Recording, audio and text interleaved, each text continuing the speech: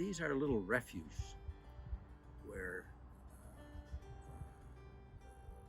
wildlife can exist undisturbed by and large, and humans can come once in a while if they're careful and have a look at it. And I think that's important, particularly along this beautiful river.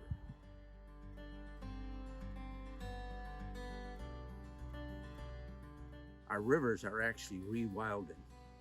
As people move from the rural areas to the city, you can visibly see the rivers becoming cleaner and wilder.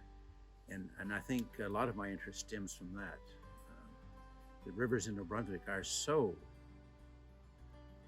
variable, each a unique system, that you can't help but start noticing ecosystems and noticing areas where pollution is impacting on those systems and paying attention to work that folk like you are doing.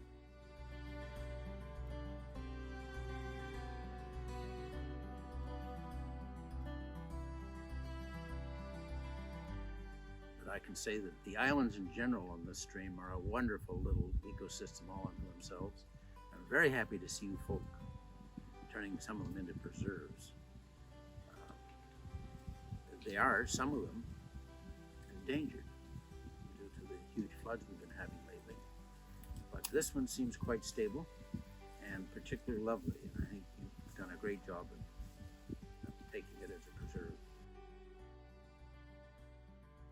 I don't know what you folks have found, but it's well worth preserving.